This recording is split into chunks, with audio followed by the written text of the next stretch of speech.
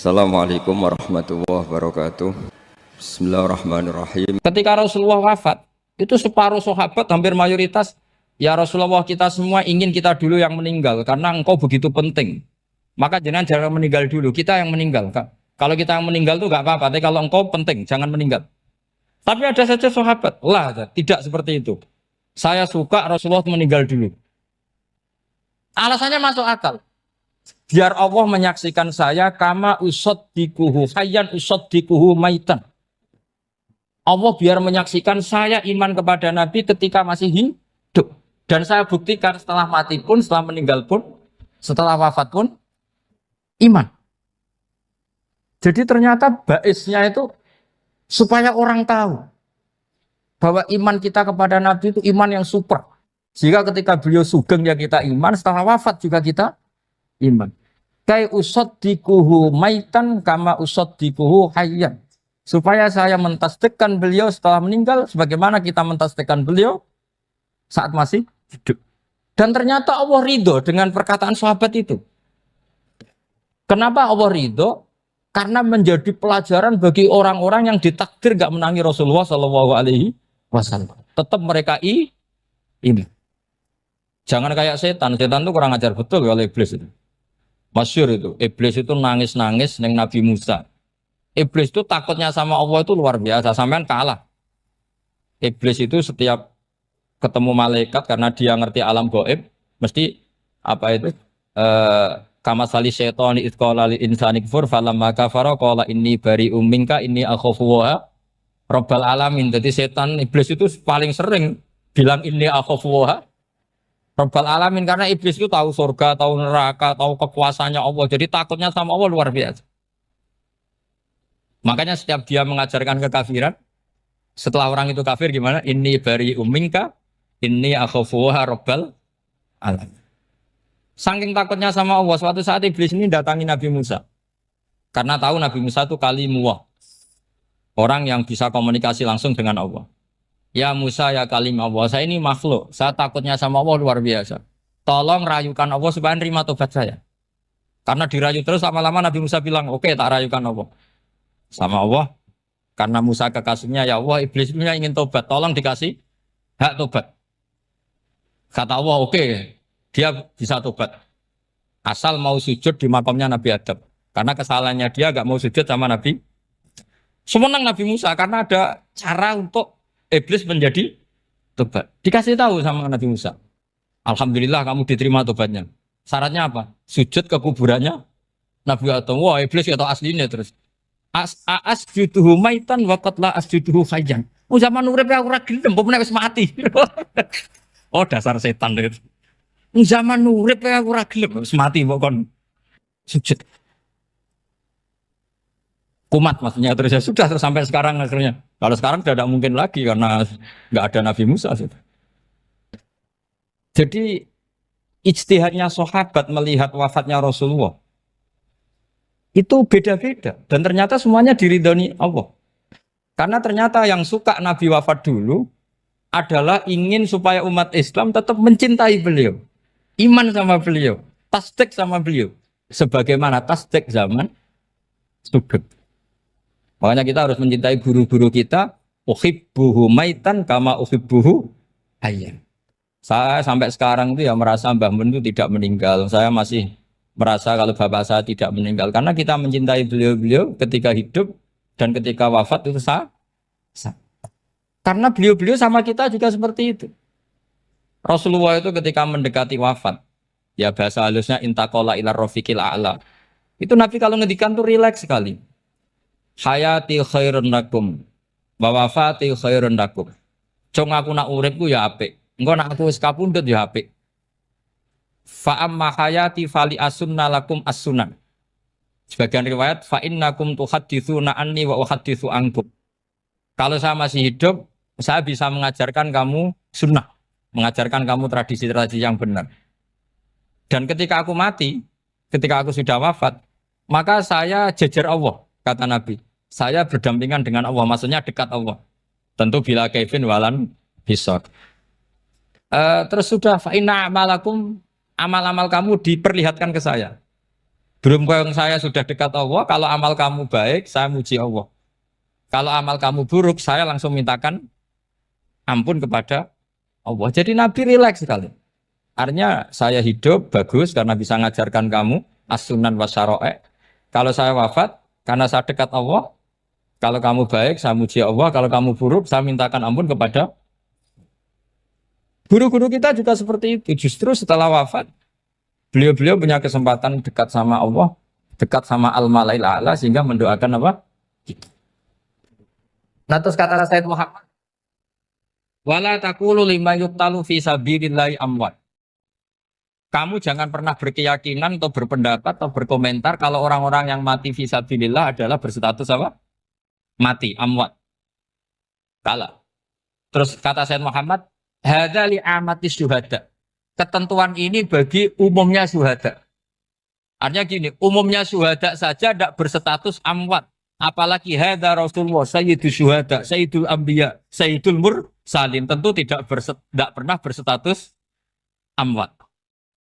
Ya saya ulang lagi ya, jadi zaman cara berpikir, amatus syuhada, syuhada yang umum saja berstatus hidup. Tidak boleh distatuskan amwat. Apalagi Rasulullah itu sayyidus syuhada, sayyidul anbiya. Maka status beliau pasti hayyun la yamut. Pasti beliau itu hidup tidak. Dan karena beliau itu asfaq, sangat sayang kepada kita, sebagaimana zaman beliau hidup itu sayang kepada kita, sampai nangis-nangis minta hak syafaat, maka setelah meninggalkan pun beliau pasti sayang kita dan pasti berusaha supaya kita diampuni oleh Allah Subhanahu wa ta'ala. Sehingga ada sahabat yang tadi berpendapat kalau saya nggak masalah Nabi wafat dulu. Supaya Allah menyaksikan saya usaddiquhu maitan kama usaddiquhu hayyan. Jadi ini cerita ya, cerita sudut-sudut pandang. Fikih itu penting sekali. Kata Sayyid Ali yang Shahibu Simtud Durar itu, wabihi qiwamus syariah. Yang bisa mengawal syariat itu hanya fikih. Fikih itu ya kalau yang paling gampang untuk kita misalnya punya Fathul Qorib, Fathul Mu'in, Fathul Wahab. Tapi yang faham betul, mesti faham itu ngelotok setengah hafal. Jangan bawa kitabnya tok, yang penting sekian semester terus selesai. Itu sama-sama dosa, itu dosennya ya dosa, mahasiswanya juga dosa. Karena sudah terlanjur sarjana agama, ternyata nggak bisa, itu kan mendingan ndak sarjana agama. Itu saya tak cerita sama Kiai Roba, itu ada fatwa kiai, kiai juga wali. Suatu saat ada penyanyi dangdut top terkenal di Indonesia itu nyanyi dangdut ya penyanyi ya dai, entah itu hakikat entah majas tidak tahu. Itu kiai itu fatwanya lucu, kalau kamu datangi dia pas main dangdut masih saya beri izin, tapi kalau datangi dia pas pengajian itu tak larang kan santrinya jadi eskal, ini pas pengajian dilarang, pas dangdutan kok malah dapat izin. Tapi bukan berarti halal ya, dapat izin. Dapat izin kan potensinya bisa karena dilarang lah ya tetap belerot. Terus suatu saat si santri ini setengah wali, tidak wali tapi setengah. Lama-lama itu memahami gurunya. Memahami gurunya ternyata sirinya begini. Kalau seorang penyanyi yang tidak pernah ngaji, kemudian ngomong agama, itu potensinya itu fadallu wa adallu, sesat dan menyesatkan. Tapi kalau dia sedang nyanyi dangdut, penyanyinya cowok, sama jangan bayangkan dangdut putri, enggak itu cowok sudah tua lagi. Jadi potensi halalnya ada lah maksudnya untuk, tapi tidak alat musiknya orangnya. Tapi kalau dia nyanyi itu paling dosanya hanya nyanyi. Saya ulang lagi ya. Murid tadi akhirnya paham kalau datangi pengajian itu artinya ikrar kalau dia seorang dai atau seorang yang layak ngomong apa? Agama. Itu lebih bahaya karena kita santri, apalagi kita doktor atau MM, terus ngekrori orang yang nggak jelas asal usulnya. Tapi kalau nyanyi kan nyanyi saja. Sehingga itu menjadi fikih. Bahaya terbesar dalam fikih adalah apa? Mengkaji fikih tidak dari ahlinya. Ya seorang lagi ya, mengkaji fikih tidak dari apa? Ahli. Nah, kenapa demikian? Begini, saya beri contoh. Ilmu fikih itu tentu pertama dari Rasulullah Shallallahu Alaihi Wasallam. Kemudian bersanad sampai kita atau kita sampai Rasulullah. Itu ngalami sekian ijtihad yang tidak mudah. Saya beri sekian contoh. Dulu Imam Syafi'i itu sukanya sama guru yang miskin, ya karena rata-rata santri juga miskin. Jadi mesti ngidolakan guru yang miskin, karena sesama miskinnya harus berkoalisi. Tapi akhirnya gurunya Imam Syafi'i itu miskin sekali. Namanya Muslim bin Khalid Az-Zanji itu miskin, Sufyan As-Tsauri miskin, Sufyan bin Uyainah miskin. Setelah ngaji di Medina itu Imam Malik itu kaya. Pas itu Imam Malik sudah kaya. Setiap ketemu Imam Syafi'i dikasih uang. Sampai ketika Imam Malik itu bilang, kamu sudah alim, ilmu saya sudah habis, kamu ngaji sama yang lain. Sama siapa? Kata Imam Malik, orang yang sealim saya sudah meninggal, namanya Abu Hanifah. Tapi dia punya murid, namanya Muhammad bin Hasan Asy-Syaibani, kamu ke sana. Terus Imam Malik datang ke Baki. Dulu Baki itu pasar rental, ya Grab lah kira-kira sekarang. Itu mengumumkan, siapa kafilah yang mau ke Irak? Kita ya Imam Malik, dibayari sama Imam Malik. Ini yang antar ke Irak, ke Muhammad bin Hasan Asy-Syaibani. Imam Malik mulai ngeper. Guru saya yang miskin tidak pernah nyangoni, guru-guru saya yang kaya sering nyangoni. Mulai memasalahkan kiai miskin, gitu. Kira-kira seperti itu mulai masalah. Setelah datang ke Irak, di Muhammad bin Hasan Asy-Syaibani itu si Muhammad bin Hasan Asy-Syaibani itu kalau ngitung uang itu di meja tamu. Jadi punya emas lantaan, punya uang. Kira-kira kalau Indonesia punya rupiah, punya dolar, dihitung itu di ruang tamu. Kata Imam Syafi'i, saya dengan Imam Malik saja nggak seret, ini lebih kedonyan lagi kiai. Ngitung uang itu di ruang tamu.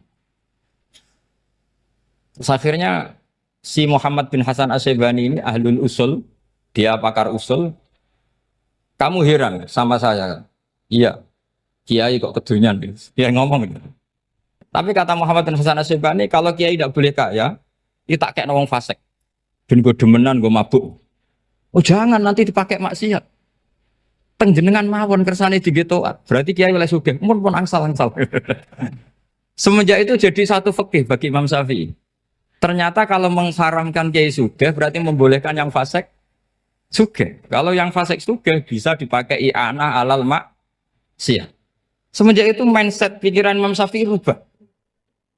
Saking rubahnya sampai beliau berpendapat orang bisa beli Alphard, kok beli carry itu haram. Bisa jadi bupati kayak Pak Roba, kok jadi RT haram.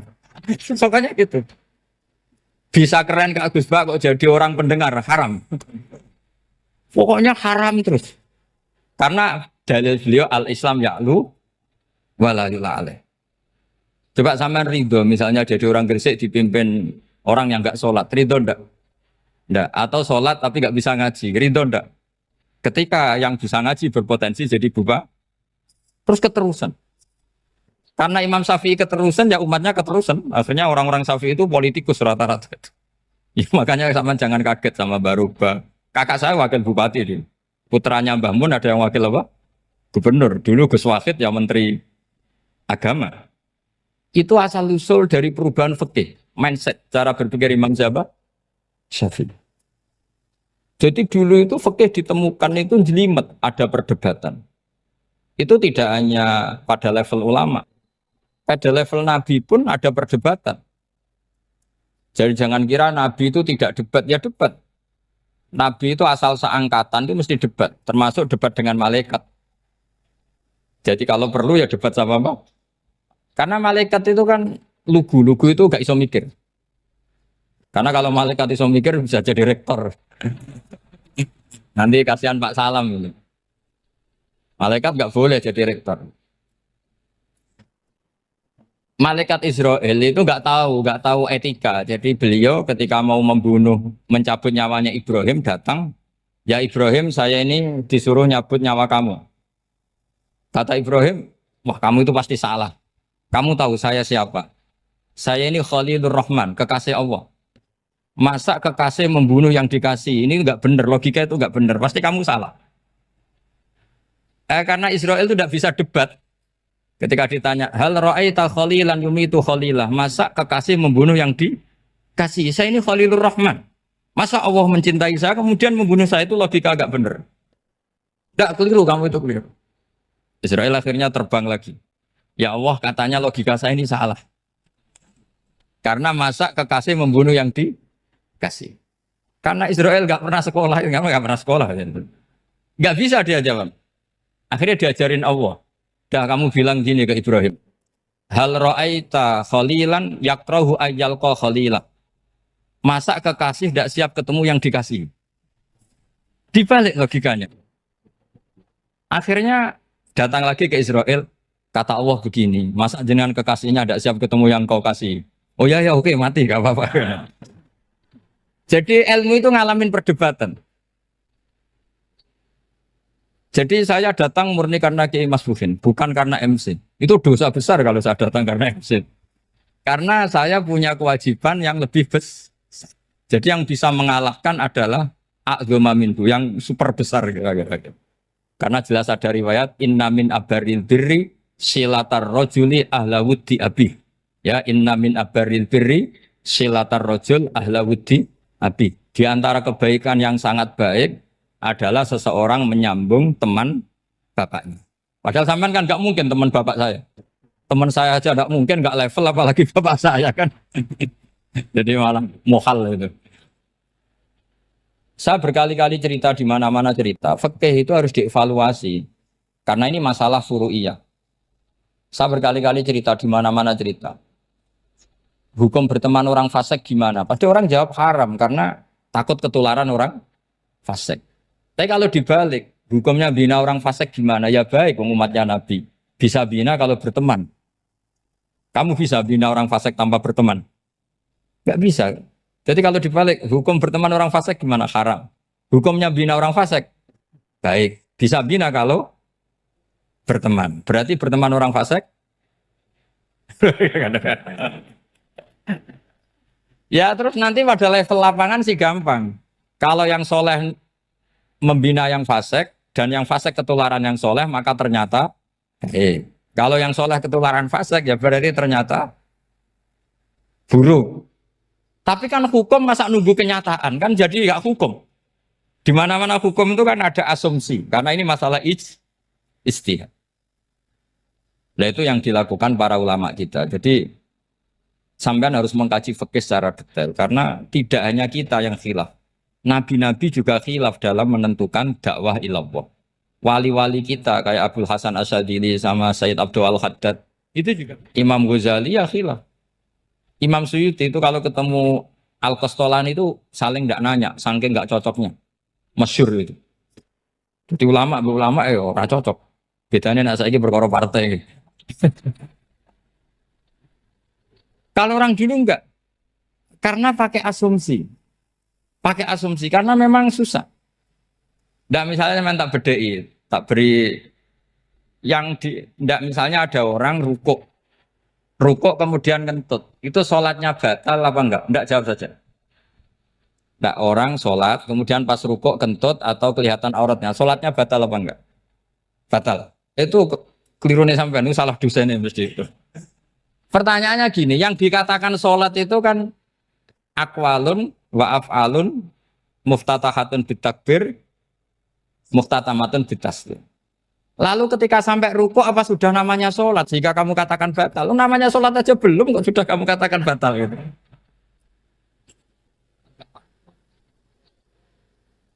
Iya kan? Jadi kalau aku mau sholat pas rukuk ngetut batal atau ora? Mestinya jawaban yang benar, ya ora sholat jadinya gitu. Karena kalau dikatakan sholat definisinya harus sampai salah. Tapi kan kita nggak mungkin ngomong seperti itu kan dianggap majnun. Padahal itu yang benar, yang punya kecerdasan. Nah makanya pertanyaannya, fikih itu ngikuti bahasa awam apa bahasa istilah?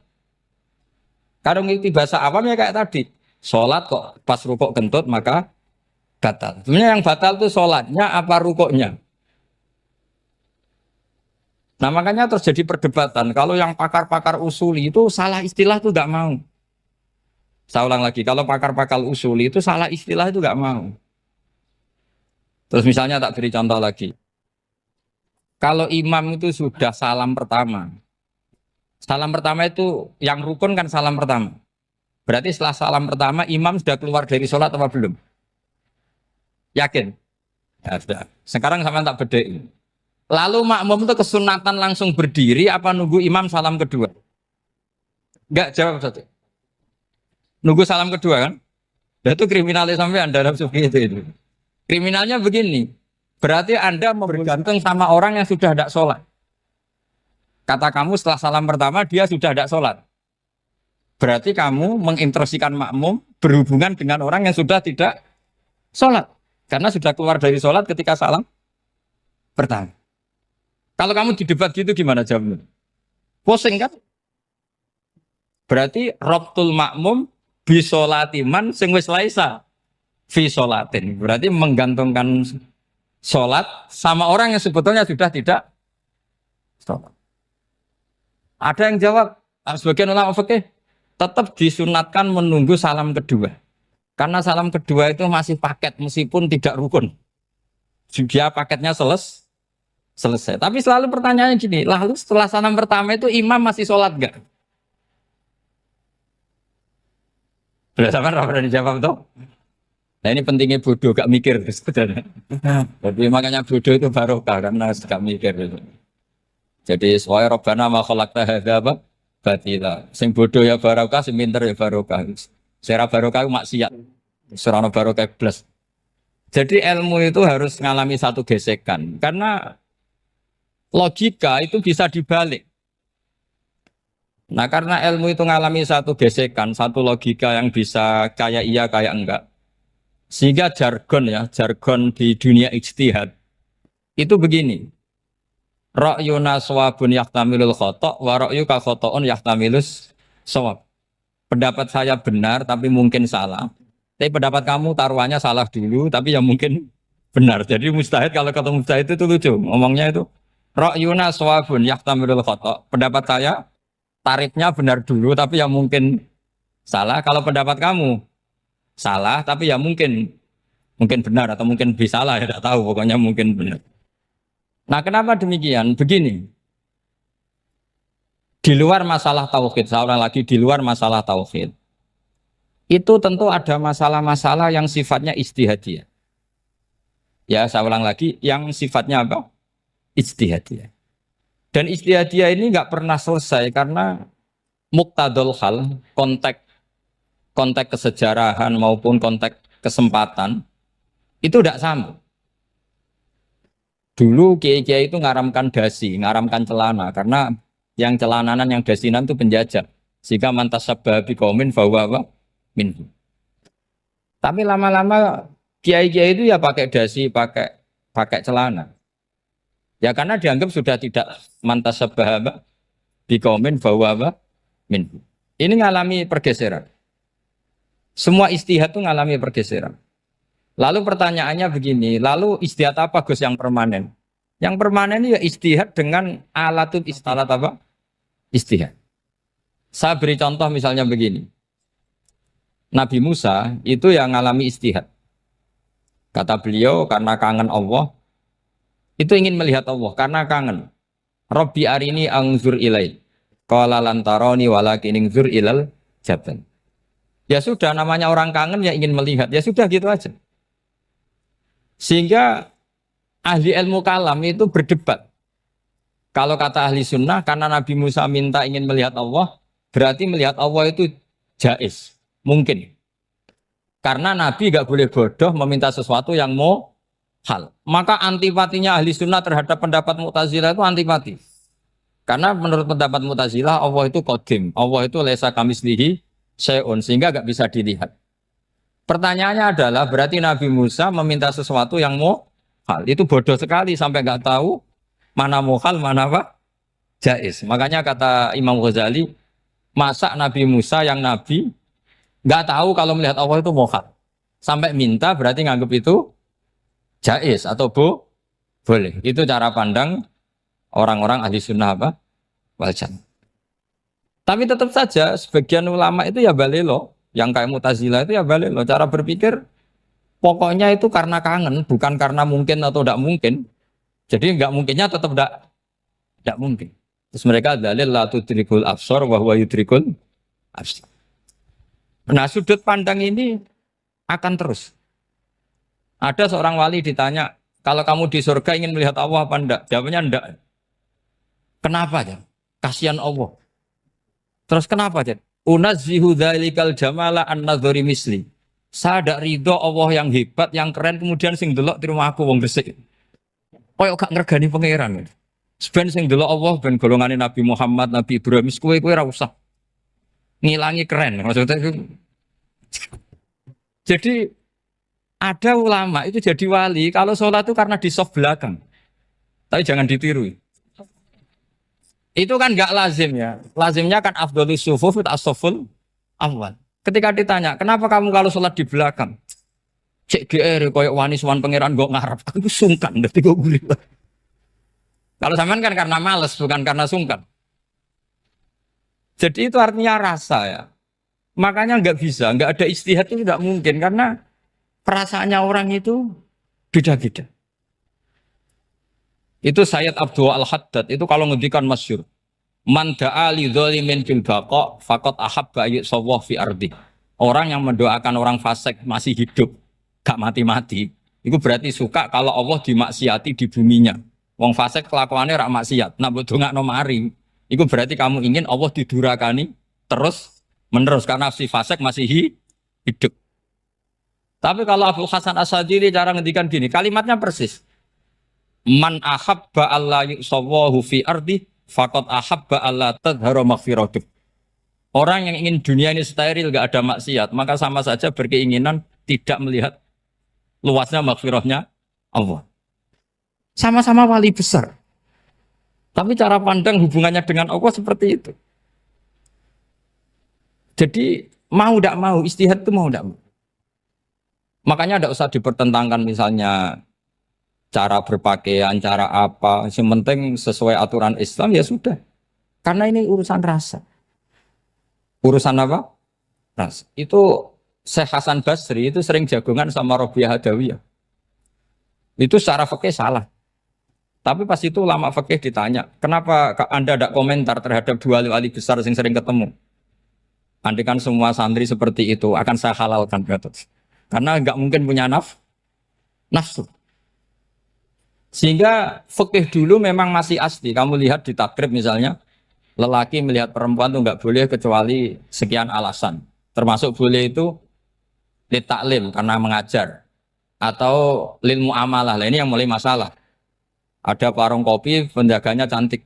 Santri-santri ngopi, ini lil muamalah katanya. kan kasus ini.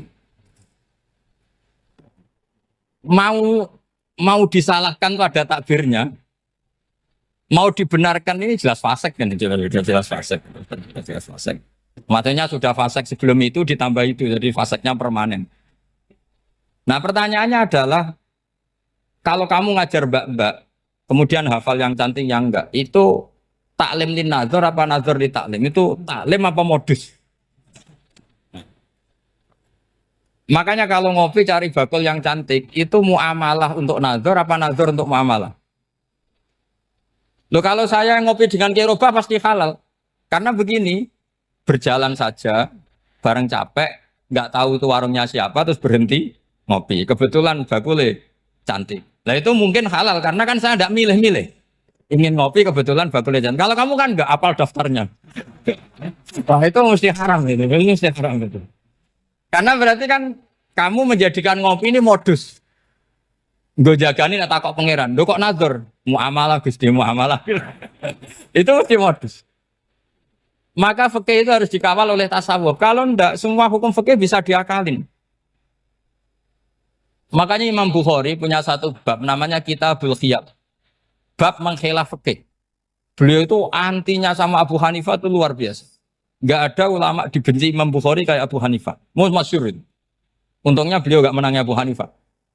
Kalau menangi geger terus. Bisa bahsul masail terus. Itu Abu Hanifah itu ulama yang suka khilah. Khilah itu ngerekayasa hukum. Misalnya begini. Saya ini puasa agak lemes. Ujian agak lemes. Apalagi kiai, serapati di duit, santri beling-beling lemes ini. Apa mangan itu kan, poso-poso kok mangan kan gak keren. Supaya saya bisa makan dan halal, saya bisa ngajak Kiai Robai ya jalan-jalan. Jalan-jalan nyari yang jarak 2 marhalah, ya sudah. Terus bisa makan. Kalau ditanya Allah kok makan? Musafir. Jadi bolehkah insya safar menciptakan pergi demi untuk supaya boleh iftar? Boleh enggak cara jenengan? Enggak boleh, alasannya apa? Kan pergi. Perginya juga enggak maksiat. Itu khilaf. Tapi Sayyid Muhammad, Abuya Sayyid Muhammad, Muhammad bin Alawi, Sayyid Muhammad, itu membela Abu Hanifah. Artinya membela jangan semua khilaf itu diharamkan. Karena itu cara, saya ulang lagi, karena itu cara untuk mengawal bahwa hukum Allah itu luas. Karena kalau nggak ada khilaf itu ya kita kesulitan. Kita kesulitan. Misalnya begini, ini penjelasannya, makanya kita harus sering mendengar. Saya itu dulu masih sangat fikih itu protes, kenapa ada puluhan polisi wanita? Itu kan pekerjaan cowok ya, pekerjaan pria. Tapi setelah mendapat penjelasan dari polisi, itu alasannya masuk akal, Gus. Kadang-kadang orang nakal itu menyembunyikan narkoba, itu di alat wanitanya. Itu kalau semua lelaki, polisi kayak jenengan, itu kan masalah itu. Sehingga memang harus ada polisi wanita karena sebagian pengedar narkoba itu perempuan dan menyembunyikannya di tempat itu. Kalau semua polisi cowok kan gak kebayang. Sehingga kita akhirnya mendengar membolehkan polisi itu wanita.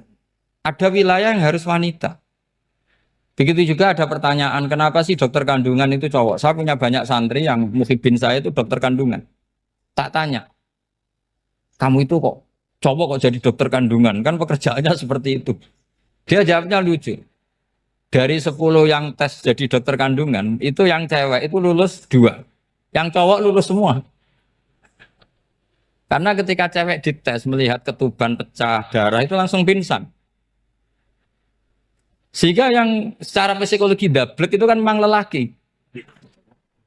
Jadi serawongnya sewakit santes.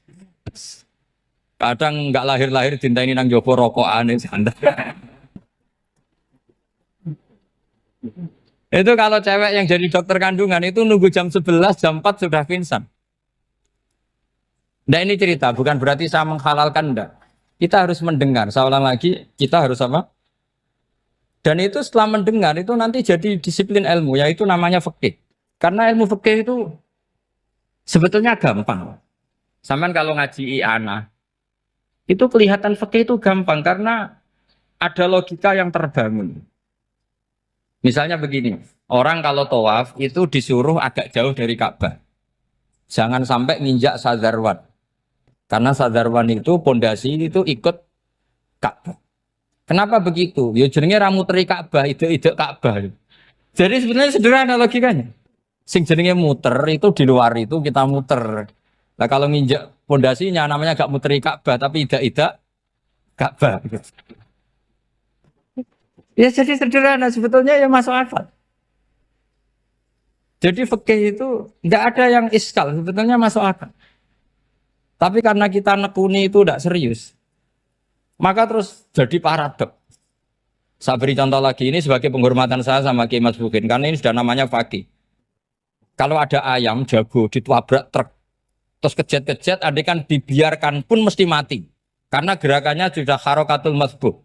Terus kamu sembelih, itu halal apa enggak? Enggak jawab, ayam jago loh. Kalau kamu katakan halal, dia sudah tidak punya hayatun mustaqirroh, kehidupan yang permanen. Andai kan kamu biarkan pun 1 menit lagi meninggal. Kejet-kejet kan prosedur saja. Maksudnya pantasnya mati ya kejet-kejet sih, tapi sebetulnya sudah pasti mati. Maka ini ada 2 ulama. Kalau kata Imam Malik tetap namanya halal. Karena ruhnya masih di situ. Sehingga ketika kita nyembelih, ya nyembelih hewan yang hidup. Yang namanya nyembelih itu pokoknya mematikan yang punya roh. Sementara saat itu rohnya masih di situ. Meskipun 1 menit lagi pasti. Tapi kalau mazhab Syafi'i enggak, ini sudah harokatul masbuh. tidak punya hayatun mustaqir. Sehingga dalam perdebatan ulama fikih itu lucu, kadang ya gampang-gampang mangkel no. Misalnya begini, kalau ada anak lahir tidak ada amaratul hayat, nggak nangis, nggak bernafas, sunat disolati apa enggak? Siktun sing layas tahilu walayas langsung lahir langsung mati, nggak ada amaratul hayat. Ora tahu mikir tuh. Itu tidak wajib disolati. Alasannya, ya kan memang sholat alal mayit kan tidak pernah hidup. Di mana-mana mayit itu setelah hidup mati. Ini kan tidak pernah hidup. Namanya ya qit'atul lahmin, ya potongan daging itu aja enggak. Jadi kadang fikih diwaca tenan jebule mangkel no. Terus ketika di kitab Minhajul Thalibin itu, kalau kamu keluar mani itu wajib mandi enggak? Wajib kan? Kalau keluar mani inzal itu kan wajib mandi. Nah kenapa nifas atau wiladah keluar bayi? Kenapa ibu-ibu kalau keluar bayi wajib mandi? Alasannya lucu. Li'annal walad maniyun mun akidun. Ini kan wis mani cuma mengkristal. Jadi kadang fikih mangkel. Apa ya? Sembrono gitu. Masuk wajib mandi wiladah itu karena apa? Li'annal walad maniyun mun akidun. Niku mani sing wis mengkristal. Mani sing wis jelalatan lah lahir nangis macam-macam. Jadi ternyata karena kenapa fikih butuh alasan? Nyari hadis tentang keluar anak mandi itu enggak ada yang sorry. Yang ada adalah tentang inzal. Innamal ma' minal. Akhirnya dicari-cari ternyata walad itu maniyun menakit. Lah ini problem fikih.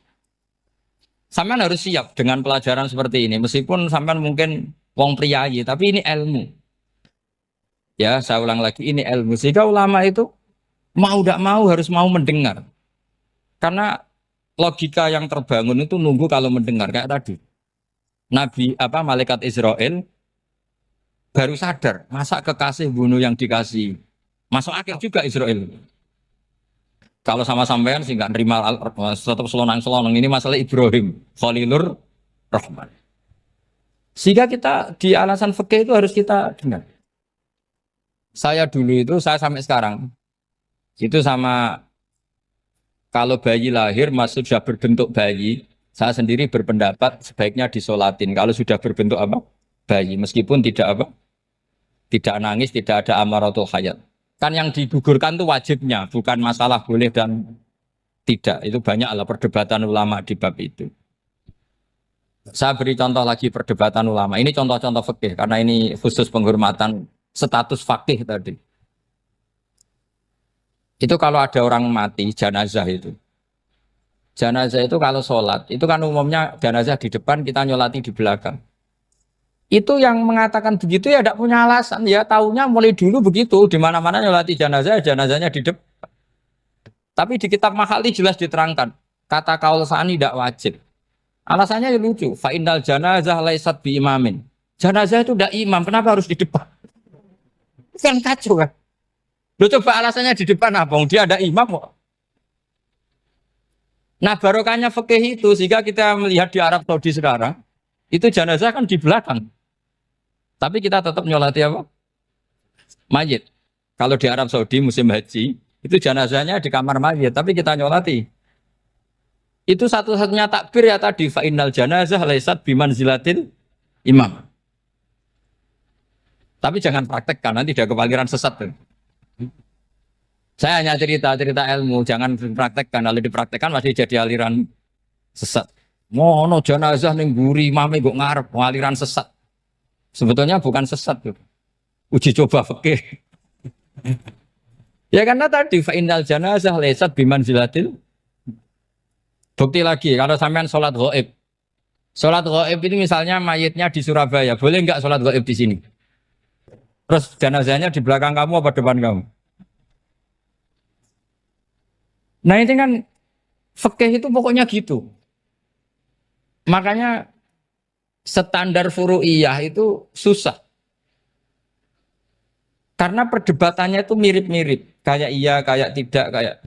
Makanya dulu zaman sahabat, Ada sahabat itu mencintai Rasulullah. Senengannya sowan. Bukti cinta sowan. Banyak juga yang sahabat bukti cinta Nabi itu tidak pernah sowan. Alasannya ganggu. Kenapa kamu jarang sowan Nabi? Saya sering jamaah sama Nabi, saya tidak pernah sowan. Kenapa? Ganggu. Biar Nabi kalau di rumah sama anak istrinya, saya tidak mau ganggu. Makanya saya termasuk kiai yang gak pati seneng disowani. Karena ya itu tadi. Kalau ngulang seneng saya, kalau disowani biasa saya. Kalau kiai roba itu nilai, nak pernah sepuh jadi rasuan nilai. Jadi beda, saya sering ditilii kiai sepuh. Tapi bahasanya tentu tidak sowan, tapi nopo nilai. Kalau sowan itu maka kan nafkah itu seperti itu. Jadi ada disiplin, di situ ada disiplin ilmu. Yang kadang kita tidak cocok. Makanya Imam Syafi'i sendiri ngendikan kadang beliau dengan gurunya, dengan Imam Malik sampai ngarang ikhtilafu Malik. Beliau punya data yang beliau itu sedang nggak sama dengan gurunya, yaitu Imam siapa? Malik. Karena mindsetnya itu beda. Tidak sampai misalnya saya tanya, sholat itu harus menghadap kemana? Tidak, jawab saja. Kiblat kan. Ukurannya apa coba? Namanya madhep. Wajah apa dada? Imam Syafi'i milihnya dada. Sekarang praktekkan dalam dialog keseharian. Saya jagungan sama Kiai Roba seperti ini, terus wajah saya begini, madep enggak? Nah itu masalah. Terus pertanyaannya, madep dengan dada itu fis sholat apa fil qiyam?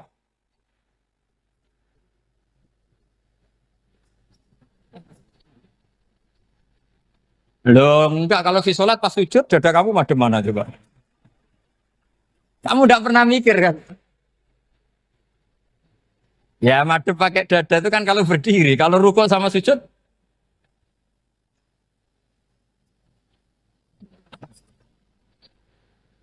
Loh itu ulama itu jelimet gitu. Makanya jarang yang menekuni profesi ulama ini. Karena menekuni proposal banyak, karena memang susah. Jadi ulama itu orang yang cara berpikir sudah aneh. Sehingga mereka detail. Maksudnya menghadap itu apa? Ukurannya kalau berdiri ya dada, tapi nggak bisa kamu katakan atawajuh bisodri aturan dalam sholat, fikul di sholat. Pertanyaannya lah kalau rukuk sama sujud, dadanya menghadap kemana coba? Maka itu ilmu yang sudah jelimet. Nah ulama usul fikih, ulama yang nggak mau salah per detail hukum. Sehingga menurut Imam Rafi'i, misalnya kalau beliau ditanya sujud itu gimana ya asal wat ujabha ya sujud. Tapi kalau murid Imam Nawawi harus melibatkan 7 apa? Anggota, yaitu al-jabha, wal yaden, warubaten, wal kodame. Oke, Imam Nawawi kita ikuti. Tentu keseharian kita pakai Imam Nawawi.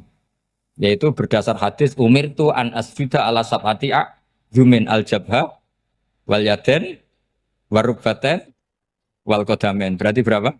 7. Tapi pernah saya cek di kitab karangannya Imam Syafi'i ketika beliau ngendikan saya suka kalau orang sujud itu melibatkan 7 anggota berdasar hadis ini.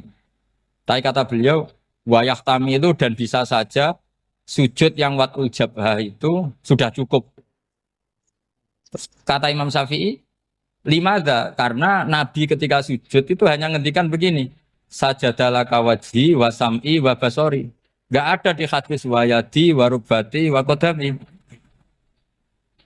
Ya sudah akhirnya. Nah, itu sudut pandang. Terus gugatan kedua begini. Ada orang Muslim yang sujud sama berhala. Untuk menjadi murtad itu harus 7 anggota apa cukup atul jabah halal ardi. Untuk sah menjadi murtad itu. Untuk sah menjadi murtad cukup atul jabah halal ardi harus 7 anggota.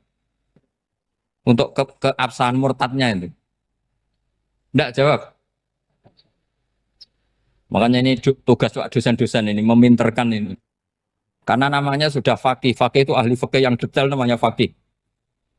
Kalau ini mutafaqih. Jadi bukan tafakuha tapi tafakuha. Kayak tamarodon. Jadi wazannya nanti itu wal idhari ma laysa fil waqi'. Jadi ini bukan gojlok, ini memang marah saya. Jadi kalau sudah pakai gelar fakih, harus fakih betul. Nah, mohon, kalau mengkaji fikih itu harus detail. Minimal takrib itu setengah hafal. supaya konstruksi ilmu itu utuh. Saya sama lagi konstruksi ilmu itu, karena ilmu itu mesti ada yang apa ya? Ya rodok setengah salah itu, tapi disalahno ora kena. Ndak sampean tak bedheki, nak pancen bener langsung tak angkat jadi direktur. Nak bener tuh. Coba rukun sholat pertama itu apa coba? Rukun sholat pertama. Niat. Niat sama berdiri dulu mana? Ayo niat dulu baru berdiri, apa berdiri dulu baru niat? Berarti niat sama berdiri dulu mana? Rubah kan? Artinya kita mau bilang tartib, urutannya niat, berdiri, takbir, gak bisa. Yang dikatakan niat itu apa? Qasdus syai' muktaronan bifi'lihi. Berarti niat sama takbir harus bareng apa urutan? Bareng. Terus dengan qiyamnya urutan apa bareng? Bareng apa urutan? Loh enggak, kalau urutan berarti takbir dulu, duduk, baru berdiri. Nah maka seperti ini tuh mau tidak mau kita salah. Dikatakan tartib ya salah, dikatakan serentak ya salah. Cuma karena kita bodoh, gak tahu mikir itu. Alhamdulillah kan di situ itu. Lo coba niat sholat loh, niat takbir qiyam dulu man. Niat takbir qiyam dulu mana coba? Dulu qiyam. Nggak ada kitab yang mengatakan arkanus sholat awaluha. Oh, dianggap kitab kriminal maksudnya. Makanya ngendikane ulama-ulama di sarah-sarah, mau tidak mau sebagian istilah itu tasamuh. Tasamuh itu wis gampang ngono kok repot. Karena kita tidak bisa detailnya. Coba misalnya puasa. Puasa Ramadan itu wajib apa? Tabiyyitun niat, nginep no niat. Sing darani nginep itu umure lama apa enggak? Lama kan? Sekarang sebelum 2 menit kamu baru niat, sah apa enggak? Sah. Itu sempat nginep apa enggak 2 menit itu? Enggak sempat kan? Jadi ilmu itu makanya kata ulama-ulama pokoknya ilmu itu mesti ono unsur tasamuh. Tasamuh itu ya tiga gampang. Apa? Tiga gampang. Misalnya Imam Syafi'i berpendapat mashu ba'dir roksi. Itu kata beliau walau sya'rotan fi hadir roksi. Meskipun satu rambut asal masih di wilayah kepala. Tapi kalau rambut itu dikeliwir, dibasuh di sini enggak sah. Karena sudah keluar dari batas apa? Kepala. Imam Syafi'i cara berpikir kan ya ngene iki jenenge basuh sirah. Tapi cara Abu Hanifah enggak. Ya enggak, yang namanya megang kepala itu ya minimal 1/4. Masa gitu dikatakan megang. Lalu ulama usul fikih itu berdebat. Sesuatu itu sesuai masodaknya. Masodak itu yasduku alaihi kadza, yaitu ini tadi saya cerita ke Ibu Khen tentang ngaji Jamul Jawame. Ini ilmu yang di Jamul Jawame. Sesuatu itu ukurannya mayasduku alaihi kadza apa dengan takrif definisi. Misalnya gini, sholat itu batal dengan makan. Kalau kamu sholat makan batal enggak? Enggak, jawab saja. Batal. Itu satu upo apa satu piring? Enggak, jawab saja. Satu upo sudah batal. Sekarang bab makan di ngormat tamu. Cong tamuku keimangan. Iku sak upo apa sak piring? Nah ini kan tidak fair. Di bab tamu makan satu piring, tapi di bab sholat satu upo. Maka pertanyaannya, lalu penamaan sesuatu itu berdasar masodak, mayasduku alaihi ismu kadza, atau berdasar uruf?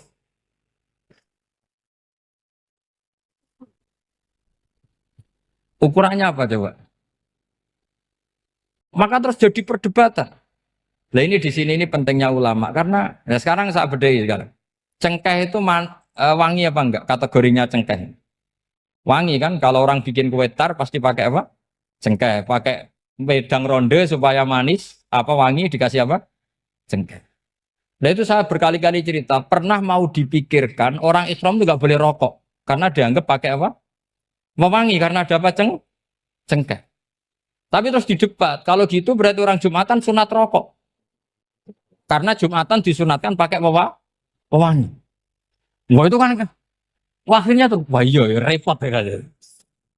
Jadi kalau cengkeh kamu kategorikan pewangen, yang orang Islam nggak boleh rokok karena pakai cengkeh, yang wangi.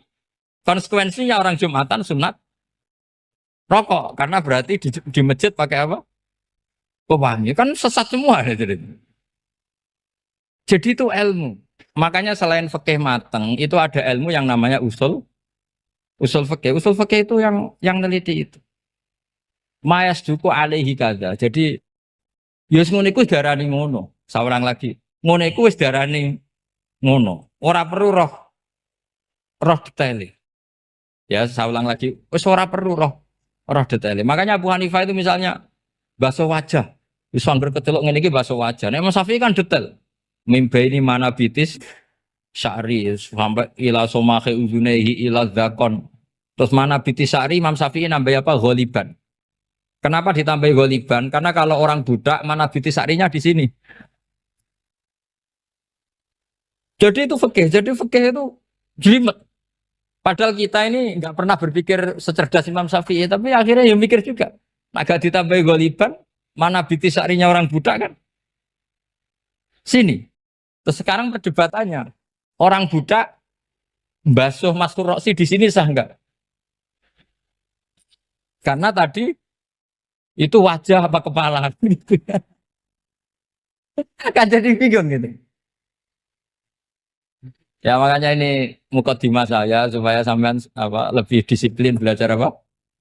Fikih dan setidaknya didiskusikan lah kitab-kitab Minhajul Thalibin atau kitab-kitab Mahali. Karena di situ nanti ada perdebatan.